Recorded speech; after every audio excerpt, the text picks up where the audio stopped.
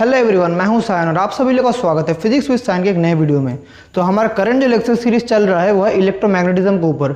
इस टॉपिक पे already 3 videos आ चुका है, जहां मैंने सबसे पहले how to find direction of magnetic field के बारे में बताया था, उसके बाद बायो-सावर्ट लॉ और उसके एप्लीकेशंस के बारे में भी डिस्कस करके आया हूँ मैं। तो आप लोगों को मैं हाईली रिकमेंड करूँगा ये वीडियो देखने से पहले वो वीडियोज़ देख के आइए, क्योंकि सब कुछ इंटरकनेक्टेड एक साथ कनेक्टेड है। तो उसी टॉपिक में आगे बढ़ते हुए आज जो हम लोग पढ़ेंगे वो है इलेक्ट्रोमैग्नेटिज्म का एक बहुत ही इंपॉर्टेंट पार्ट। और ये लॉ से बहुत आप लोगों का प्रॉब्लम्स आता है। आज जो पढ़ेंगे हम लोग, ये भी हम लोग पढ़ेंगे कि how to find magnetic field, लेकिन आज के जो मेन टॉपिक है वो है एम्पियर्स लॉ। आज हम लोग जो पढ़ेंगे इस वीडियो में उसका नाम है एम्पियर्स लॉ। एम्पियर्स लॉ, ये जो लॉ है बहुत इंपॉर्टेंट है आपके एग्जाम पॉइंट ऑफ व्यू से। इस लॉ में को बेस कर बहुत सारा प्रॉब्लम्स आता है। आपको तो बोर्ड्स का एग्जाम छोड़ ही दीजिए, जो आप लोग कॉम्पिटिटिव एग्जाम्स है, इस लॉ को पुट करने से आपको बहुत ही आसानी से सब रिजल्ट मिल जाएगा। बायो-सावर्ट लॉ अप्लाई करके भी हम लोग उसका आंसर कर सकते हैं, लेकिन बायो-सावर्ट लॉ बहुत ही डिफिकल्ट हो जाता है हर चीज़ पे एप्लीकेशन के लिए। और ये लॉ जो है ये सिंप्लीफाइड फॉर्म है, ये बहुत ही सिंप्लीफाइड फॉर्म है। सो सब मैंने जो सेकेंड वीडियो में बताया था, जो मेरा लेक्चर नंबर 2 है, आप लोग अगर यूट्यूब में physics with Sayan electromagnetism lecture number 2 search करेंगे तो वो वीडियो आएगा। उसमें आप लोग देखेंगे मैंने बताया था how to find magnetic field. तो फर्स्ट लॉ था जिसमें बायो-सावर्ट लॉ, वो ऑलरेडी हैज बीन डिस्कस्ड। आज हम लोग जो पढ़ेंगे वो second law, that is Ampere's circuital law. Circuital law, इसके बारे में आज पढ़ेंगे। ये जो लॉ है this is similar to the Gauss law of electrostatics. इसको हम लोग ऐसे भी कह सकते हैं mathematical analogue of Gauss law, of Gauss theorem भी कह सकते हैं आप। Gauss theorem, mathematical analogue of Gauss theorem. Gauss theorem कहाँ पढ़े थे हम लोग? इलेक्ट्रोस्टैटिक्स में। ये गॉस लॉ मैंने ऑलरेडी आप लोग को डिस्कस कर दिया था इलेक्ट्रोस्टैटिक्स के लेक्चर में। अगर आप लोग नहीं देखे, आप फिर से यूट्यूब में सर्च कर सकते हैं physics with Sayan electrostatics lecture, उसमें आ जाएगा। तो गॉस थ्योरम मैंने बहुत डिटेल्स में उस वीडियो में बात किया था। तो गॉस थ्योरम आज हम लोग का डिस्कशन का टॉपिक नहीं है, लेकिन Ampere law is similar to the Gauss theorem. Gauss theorem में क्या था? रिलेशन बिटवीन सरफेस इंटीग्रल, उतना क्यों लिखता हूँ, डायरेक्ट लिख देता हूँ। गॉस लॉ क्या था? E dot ds equals to q enclosed by epsilon naught। ये था क्या था? Surface integral of electric field equals to 1 by epsilon time the charge enclosed in the conductor. ये चार्ज अगर कंडक्टर होता है इसका अंदर जितना चार्ज इंड्यूस है, जितना चार्ज इंड्यूस्ड है, एनक्लोज्ड है, वही चार्ज के लिए ये था Gauss theorem. Similarly Ampere's law का क्या क्या है? एम्पियर्स लॉ में line integral of magnetic field and current enclosed, इन दोनों का बीच में हम लोग एक रिलेशन देखेंगे, एंड करंट इनक्लोज्ड। तो एम्पियर्स लॉ किस किस के ऊपर बेस्ड है? Line integral of magnetic field और उस मैग्नेटिक फील्ड का जो कंडक्टर है या जो सरफेस है उसका कितना करंट एनक्लोज कर रहा है, उसके ऊपर जो relation. So this is similar to Gauss law. और एक चीज इधर कंडीशन क्या है, यहाँ पर जो कंडीशन है हम लोग एम्पियर्स लॉ और बायो-सावर्ट लॉ में जो डिफरेंस है, बायो-सावर्ट लॉ हम लोग स्मॉल एलिमेंट के लिए करते थे, फिर पूरा इंटीग्रेट करके निकालते थे, लेकिन एम्पियर्स लॉ में हमें डायरेक्ट फुल जो हम लोग एलिमेंट है वहां से हम लोग निकाल पाएंगे। मतलब डायरेक्ट फुल सरफेस के लिए मैग्नेटिक फील्ड हम लोग का एम्पियर्स लॉ के लिए मिल जाएगा। ये similar to Coulomb's law and Gauss law. जो बायो-सावर्ट लॉ है वो है analogy to Coulomb's law. Coulomb's law क्या था? स्मॉल फोर्स किसके लिए निकल रहा था? Coulomb's law small force due to charge, दो चार्ज प्लेस में स्मॉल फ्लो।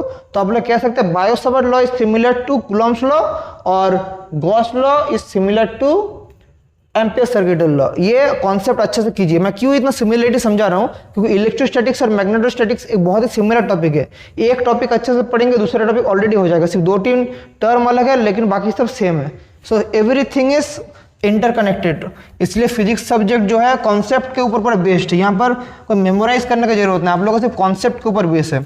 तो बहुत हो गया बात। अभी जो एम्पियर्स लॉ का जो स्टेटमेंट है मैं लिख रहा हूँ, बहुत अच्छे से फॉलो कीजिए। इस जो स्टेटमेंट है, the line integral of the magnetic field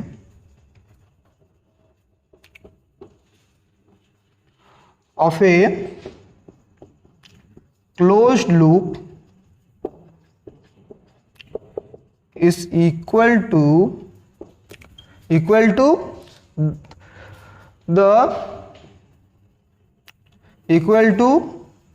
mu naught times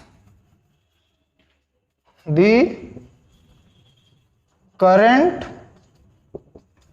enclosed within the loop। ये अच्छे से लाइन पढ़िए। The line integral of magnetic field in a closed loop is equal to mu naught times the current enclosed within the loop। ये mu naught क्या है? mu naught है permeability of vacuum। mu naught is permeability of vacuum। अब permeability क्या चीज़ है, ये next chapter में हम लोग अच्छे से समझ पाएंगे। सिर्फ हम लोग क्या जानते हैं, इसका वैल्यू मैंने बायोस्टल लॉ पढ़ाने का टाइम इसका वैल्यू मैंने क्या बोला था, 4 पाई इंटू 10⁻⁻7 हेनरी पर मीटर। ये वैल्यू आप लोग अभी नोट करके रख दीजिए, म्यू नॉट का वैल्यू। लेकिन म्यू नॉट क्या चीज़ है, उसका फील आप लोग को मैं नेक्स्ट चैप्टर में बहुत अच्छे से फील कराऊंगा। अभी सिर्फ म्यू नॉट के बारे में जान के रखिए। सो ये जो स्टेटमेंट है इसका मतलब क्या है, अगर लाइन इंटीग्रल और magnetic field of a close loop, मतलब क्लोज लूप का जो लाइन इंटीग्रल होता है, एक चीज आप देखिए तो गॉस थ्योरम में हम लोग क्या करते थे, गॉसियन सरफेस इमेजिन करते थे। सिमिलरली इधर जैसे गॉसियन सरफेस इमेजिन करते थे, एम्पियर लॉ में हमें एक एम्पेरियन लूप इमेजिन करना पड़ेगा। एम्पेरियन लूप, एम्पियर का घर। तो व्हाट इज एम्पेरियन लूप? जैसे मैं आप लोगों को बोल रहा हूँ, जैसे गॉस थ्योरम में मैं इतना टाइम क्यों गॉस यूज कर रहा हूँ, क्योंकि आप लोग गॉस पढ़ के आ चुके हैं। तो एक चीज का इंटरकनेक्शन और चीज, जैसे गॉसियन सरफेस में इधर क्यू चार्ज होता है तो इसका गॉसियन सरफेस, इसको हम लोग बोलते हैं गॉसियन सरफेस। सिमिलरली अगर मैं इधर एक करंट फ्लो करे, कंडक्टर में एक वायर में अगर करंट फ्लो करें तो इसके चारों तरफ मैग्नेटिक फील्ड का जो सरफेस आ जाएगा, इसमें अगर करंट फ्लो करता है, ऐसे अगर करंट फ्लो कर रहा है आई करंट, सो इसके चारों तरफ एक मैग्नेटिक फील्ड इंड्यूस होता है और इस सरफेस को बोलता है एम्पेरियन लूप। Amperian loop. तो इसमें जो मैग्नेटिक फील्ड निकलता है, इसका जो मैग्नेटिक फील्ड निकलता है वो क्या है, उसका जो लाइन इंटीग्रेशन है B dot dl equals to mu naught into I. This is the mathematical form of Ampere's law. Very very important, copy में नोट डाउन कर लीजिए। अब इस लॉ को मैं प्रूव भी कराऊंगा और इसका कंडीशन है वो भी हम लोग को डिस्कस करना पड़ेगा।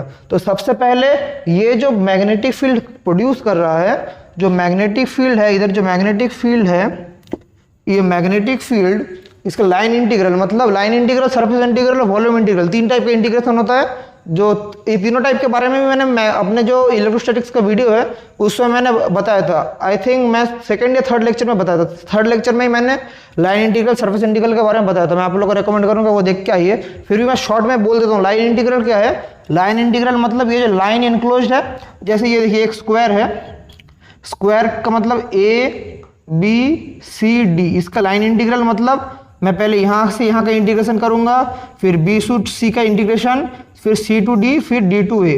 सो this is how we do line integral. मैं जब इसका एप्लीकेशन करवाऊंगा तब लाइन इंटीग्रल कैसे करते हैं फिर से मैं और भी क्लियर कराऊंगा। और सरफेस इंटीग्रल कैसा है, सरफेस इंटीग्रल हम लोग पूरा एरिया निकाल के इसका हम लोग इंटीग्रेशन करते हैं, जो हम लोग किए थे गॉस लॉ में। लेकिन इधर हम लोग एम्पियर्स लॉ में लाइन इंटीग्रल, लाइन बराबर जाएंगे जो इंटीग्रेशन वो है लाइन इंटीग्रल। समझ पा रहे हैं? सो this is the mathematical form of Ampere's law. तो मैं इसको लिख के रखता हूँ और इस लॉ का कुछ कंडीशंस है। कंडीशन बहुत इंपॉर्टेंट है। एम्पियर्स लॉ क्या है, B dot dl equals to mu not I, और आगे एक लाइन इंटीग्रेशन है। So this is Ampere's law.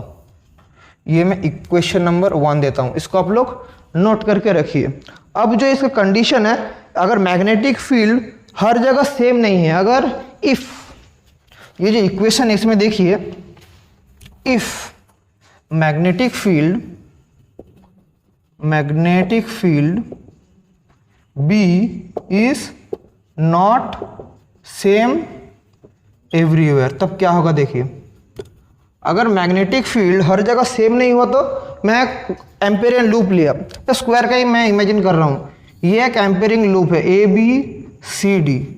तो ए बी का जो मैग्नेटिक फील्ड है, इसके लिए जो मैग्नेटिक फील्ड है, और अगर ये वाला मैग्नेटिक फील्ड ये और ये अगर इक्वल नहीं हुआ तो ये लॉ काम नहीं करेगा। हर जगह मैग्नेटिक फील्ड इक्वल होने से काम करेगा, अगर इक्वल नहीं होगा तो ये काम करेगा लेकिन हम लोग को बहुत डिफिकल्टी होगा। सो हम लोग को क्या करना पड़ेगा, कुछ हम लोग का सोल्यूशन निकालना पड़ेगा। और एक चीज़, जो डीएल का डायरेक्शन है, डीएल का डायरेक्शन और बी का डायरेक्शन अगर सेम तरफ नहीं हुआ, क्योंकि बी डॉट डीएल मतलब क्या, B DL cos theta, so only this is valid if cos theta equals to 1, that is theta equals to 0 degree.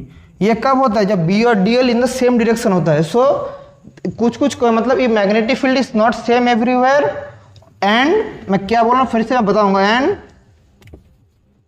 B and DL are not directed in the same direction. अच्छे से समझिए मैं क्या बोल रहा हूँ, अच्छे से समझिए। In the same direction, then it becomes impossible, नहीं डिफिकल्ट हो जाता है, it becomes difficult to calculate left hand side of equation 1। अब देखिए मैं क्या बोला, अगर मैग्नेटिक फील्ड हर जगह सेम नहीं है तो मैं इंटीग्रेशन में बिठा के जब करूंगा मेरा जो प्रॉब्लम होगा बहुत ही कॉम्प्लेक्स हो जाएगा और ये डील करने में हम लोग का बहुत मुश्किल होगा। और बी और डीएल अगर सेम डायरेक्शन में ही नहीं आया, सो बी डॉट डीएल अगर सेम डायरेक्शन आता है तो क्या होता है, B DL cos 0 degree, that is B DL. अब मैं कैलकुलेट कर पाऊंगा। लेकिन अगर सेम डायरेक्शन नहीं आता है तो क्या होगा, अगर सोचिए परपेंडिकुलर है 90 डिग्री है, तब क्या हो जाएगा, 0 हो जाएगा टर्म। सो बी और डीएल अगर सेम डायरेक्शन में ही आया फिर भी हम लोग को ये लॉ यूज करने में बहुत डिफिकल्टी होगा। सो कुछ कंडीशंस है, कुछ पर्टिकुलर कंडीशन है एम्पियर्स लॉ के लिए। सो उस कंडीशन हम लोग को करना पड़ेगा, क्योंकि इन ऑर्डर टू सिंप्लीफाई, अगर हम लोग इसे एम्पियर्स लॉ को सिंप्लीफाई करते हैं तो उसके लिए 2-3 तो लॉ है जो हम लोग को जानना पड़ेगा। मैं क्या बोल अच्छे से देखिए, बहुत ही एक इंपॉर्टेंट कॉन्सेप्ट है, मैं आप लोगों को बता दे रहा हूँ, आप लोगों को बहुत हेल्प मिलेगा। In order to simplify the calculations we use some condition, कुछ कंडीशंस हम लोग यूज करते हैं। द कंडीशंस आर, और क्या क्या कंडीशंस है, सबसे पहले मैं बता दे रहा हूं, सबसे पहला जो कंडीशन है बी और DL in the same direction में होना चाहिए। क्योंकि अगर बी और डीएल अगर सेम डायरेक्शन में नहीं आया तो क्या हो जाएगा, हम लोग का डॉट प्रोडक्ट का वैल्यू हम लोग का कुछ और आ जाएगा, और हम लोग का डॉट प्रोडक्ट का वैल्यू कुछ और आया तो हम लोग को ये बहुत मुश्किल हो जाएगा। सो फर्स्ट कंडीशन है condition of tangency. First condition का नाम है कंडीशन ऑफ टेंजेंसी। इसमें कंडीशन में क्या कहता है, B and DL are always in the same direction. मैं इसको डायग्राम के साथ भी अभी समझा रहा हूं, अगर आप लोग समझ नहीं पा रहे हैं, B and DL in the same direction, और इसके साथ क्या है, B DL same direction, and B is always along the tangent of the loop। जो सर्कुलर लूप है या किसी भी लूप है, हमेशा बी कौन से डायरेक्शन में रहेगा, टेंजेंट बराबर। यानी ये अगर मेरा एक लूप रहा, यहाँ पर मेरा करंट जा रहा है आई, सो यहाँ पर जो बी होगा, इसमें बी कैसे फ्लो करता है, right hand grip rule, current की तरफ उंगली दीजिए तो बी ऐसे ऐसे फ्लो कर रहा है, मतलब this way to this way, clockwise, B flowing this to this. So B का जो डायरेक्शन होगा वो टेंजेंट बराबर होगा। So this is the direction of B. और डीएल का जो डायरेक्शन है, ये जो यहाँ पर अगर मैं लेंथ लिया डीएल, सो डीएल का जो डायरेक्शन होगा डीएल वेक्टर, वो भी सेम डायरेक्शन में होगा। जो बी और DL in the same direction में होगा और हमेशा क्या होगा, बी अलोंग द टेंजेंट। इस पॉइंट पे बी कहाँ होगा, इस पॉइंट पे बी यहाँ पर, इसका टेंजेंट यहाँ है, और डीएल कहाँ होगा, यही होगा डीएल का डायरेक्शन, डीएल वेक्टर। इस पॉइंट में कहाँ होगा बी, इस पॉइंट में बी का टेंजेंट इस तरफ है, सो डीएल भी कहाँ होगा, इस तरफ। डीएल एलिमेंट लेंथ इधर है लेकिन इसका डायरेक्शन अपवर्ड्स है हर एक पॉइंट में। इस पॉइंट में बी कहाँ होगा, टेंजेंट, ये बी का डायरेक्शन और ये डीएल का डायरेक्शन, ऐसे करके चलता रहता है। So this is the condition of tangency. So first of all Ampere's law use करने के लिए ये वाला कंडीशन हम लोग को फॉलो करना पड़ेगा, ये नोट डाउन कीजिए। और सेकंड कंडीशन है condition of constituency. Second condition is condition of constituency, मतलब कांस्टेंट रहेगा। बहुत ही इंपॉर्टेंट कॉन्सेप्ट है, बहुत लोगों को नहीं मालूम, लेकिन आज के बाद से आप लोगों के दिमाग में ये घुस जाएगा। कंडीशन ऑफ कांस्टेंट सी मतलब value of B is same everywhere in the magnetic loop. ये कुछ भी नहीं है, ये मैं जो दो कंडीशन में थोड़ी देर पहले बोला था वही दो कंडीशन में फिर से लिख रहा हूं। Value of magnetic field B is same everywhere in the loop. मतलब मैग्नेटिक फील्ड का जो वैल्यू है, ये मेरा अगर लूप रहा, यहाँ पर जो मैग्नेटिक फील्ड का वैल्यू है, इधर जो मैग्नेटिक फील्ड का वैल्यू है, इधर मैग्नेटिक फील्ड का वैल्यू है, सब जगह सेम होगा। So value of B is constant. अगर वैल्यू ऑफ बी अगर कांस्टेंट नहीं रहा हर एक पॉइंट में, तो हम लोग जब ये इंटीग्रेशन में बिठाएंगे तो हम लोग का सॉल्यूशन लाना बहुत डिफिकल्टी हो जाएगा। सो वी का बी का जो वैल्यू, मैं मॉडुलस वैल्यू लिख रहा हूँ constant along all points, b का वैल्यू इज कांस्टेंट। सो मेरा जो एम्पियर्स लॉ है, इसे दो कंडीशन में हम लोग को डालना पड़ेगा। First condition is B and DL are in the same direction, and the second condition is the value of B is constant everywhere. ये आप लोग थोड़ा जान लीजिए। ये जान लेने के बाद अभी हम लोग करेंगे एम्पियर्स लॉ का प्रूफ। ये प्रूफ भी आपको इंपॉर्टेंट है, प्रूफ आप लोग को जानने से आपको एग्जाम में थोड़ा हेल्प आएगा। कैमरा में सब कुछ आ रहा है, मैं थोड़ा चेक कर लूँ। हाँ, कैमरा में बढ़िया आ रहा सब कुछ। अभी हम लोग जो करेंगे वो है the proof of Ampere's law. Proof कर लेते हैं। प्रूफ कुछ भी नहीं है, एकदम इजी प्रूफ है। बायो-सावर्ट लॉ अप्लाई करके हम प्रूफ करेंगे, ज़्यादा हार्ड नहीं है। अभी करते हैं proof of amperes circuital law. इसको प्रूफ करने के लिए हम लोग एक लॉन्ग इनफाइनाइट वायर लेंगे, एक लॉन्ग इनफाइनाइट वायर जिसमें करंट फ्लो हो रहा है I. So at point P due to this long infinite wire magnetic field कितना होगा, ये जो P at a distance R from the centre of the wire magnetic field कितना होगा, ये हम लोग जानते हैं by Biot Savart law. Magnetic field at P due to current carrying wire is B equals to क्या, mu naught I by 2 pi R. ये हम लोग जानते हैं। कहाँ पर पढ़ गया है, बायो-सावर्ट लॉ का एप्लीकेशन, जो मेरा वीडियो नंबर 2 में मैंने बताया था। आप लोग अगर नहीं देखे तो आप लोग सर्च करिएगा physics with science electromagnetism lecture number 2, तब आ जाएगा। सो ये मैंने प्रूव करवाया था उधर। So B equals to mu not I by 2 pi R. So ये जो मैग्नेटिक फील्ड है ये कैसे होता है, ये मेरा करंट का डायरेक्शन है। सो मैग्नेटिक फील्ड क्या है, क्लॉक ऐसे करके जा रहा है। देखिए the right hand grip rule. So magnetic field कैसे जा रहा है, ये करंट का डायरेक्शन है। So magnetic field is going from this side to this side. So इस पॉइंट में मैग्नेटिक फील्ड का डायरेक्शन कौन सी तरफ होगा, टेंजेंशियली। मैंने थोड़ी देर पहले क्या बोला था, कंडीशन ऑफ टेंजेंसी।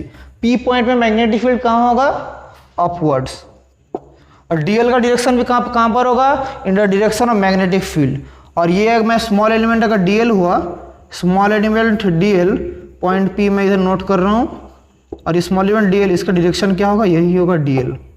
सो देखिए अगर ऐसा हुआ तो हम लिख सकते हैं therefore B dot D L, क्योंकि सेम डायरेक्शन है, so B D L cos 0 degree या बी डी एल।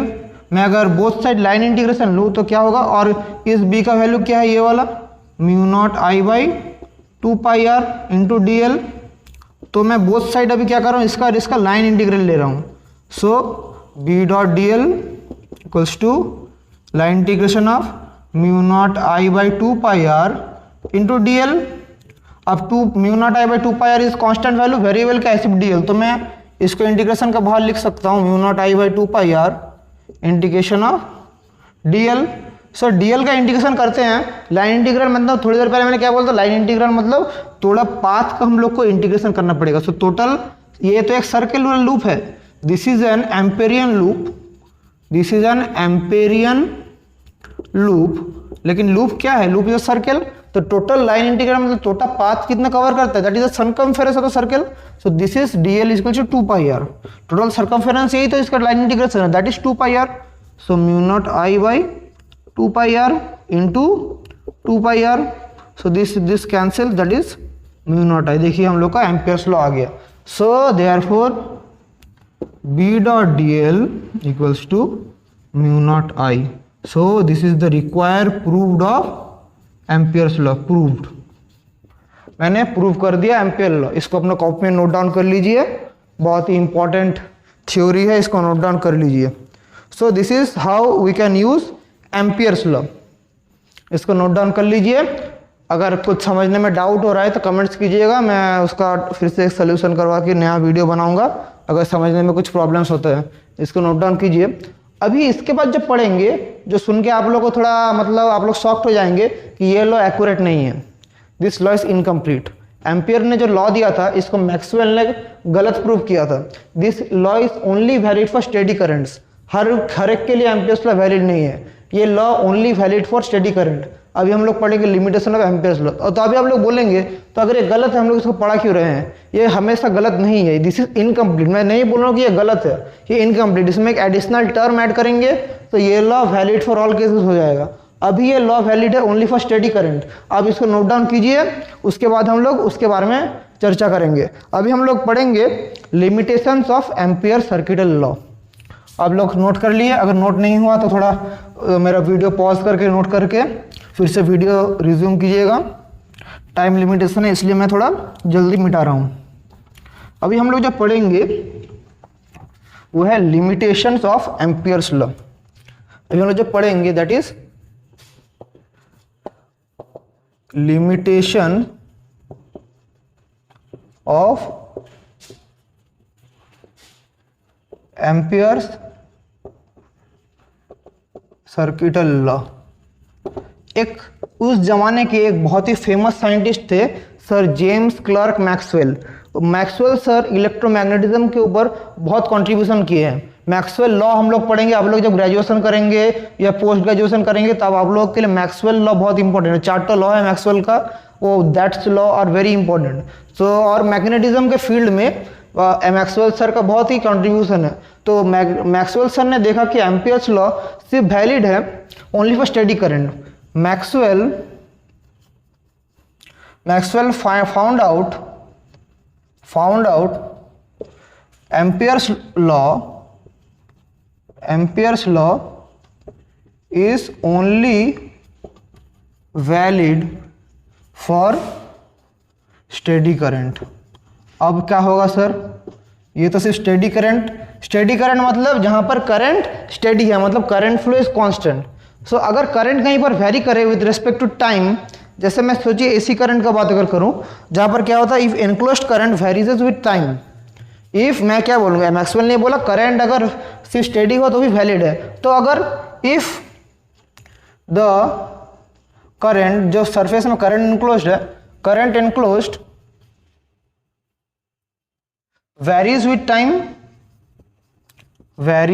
टाइम, तो क्या होगा, if the current enclosed varies with time the law becomes क्या, incomplete and insufficient to provide result. मैं क्या बोल रहा हूँ, अगर मेरा करंट जो इनक्लोज्ड है सरफेस के अंदर वो अगर अभी टाइम के रेस्पेक्ट में चेंज होना शुरू हो गया तो क्या होगा, तब हो गया लॉ हम लोग का इनकम्प्लीट हो जाएगा और इनसफिशिएंट हो जाएगा जो रिजल्ट के लिए। तो इसके लिए सर मैक्सवेल ने सजेस्ट किया एक एडिशनल टर्म अगर हम लोग ऐड कर पाएंगे तो ये लॉ फुल्ली फिर से बढ़ जाएगा। एक additional term is to be added, an additional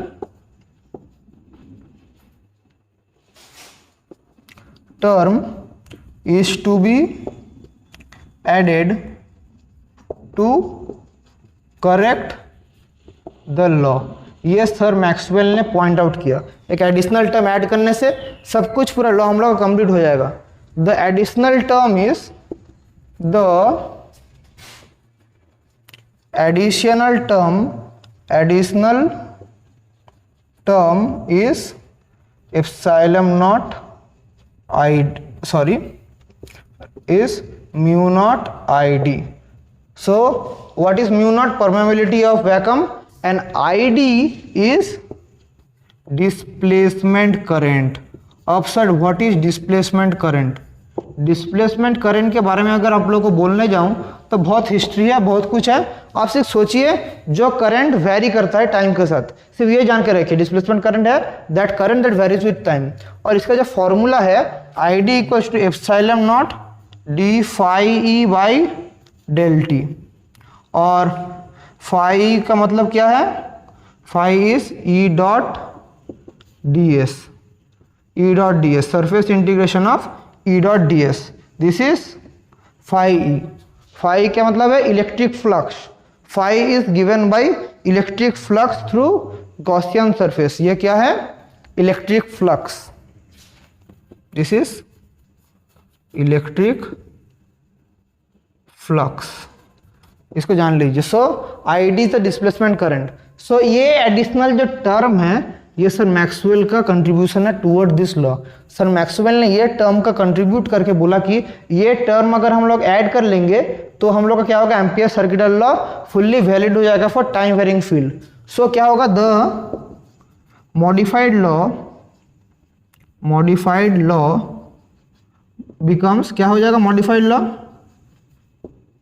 B dot D L, line integration of B dot D L equals to क्या था? Mu not I plus mu not I D, that is mu not I plus mu not epsilon not del D phi D T.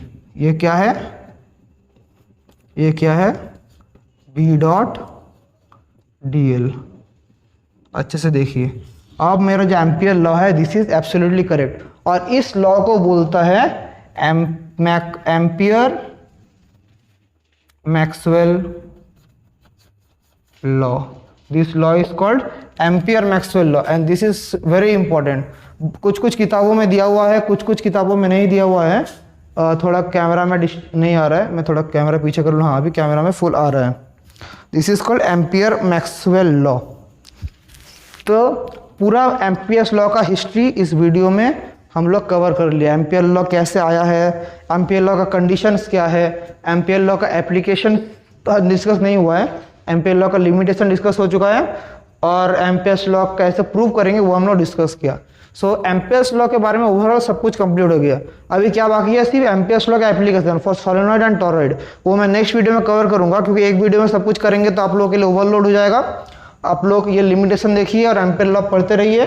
अगर आप लोगों को समझने में कुछ difficulty हुआ, आज के लेक्चर में कुछ डाउट्स रह गया, तो आप लोग मेरे को कमेंट में ऑब्वियसली पूछ सकते हैं, और ऐसे वीडियोस अभी लगातार आता रहेगा। प्रॉब्लम्स के ऊपर भी वीडियो आएगा, सब कुछ आएगा। तो if you are liking my videos और मेरा कंटेंट अच्छा लग रहा है तो प्लीज़ मेरे चैनल को सब्सक्राइब करके मुझे सपोर्ट कीजिए। चलिए पढ़ाई करते रहिए और थैंक यू।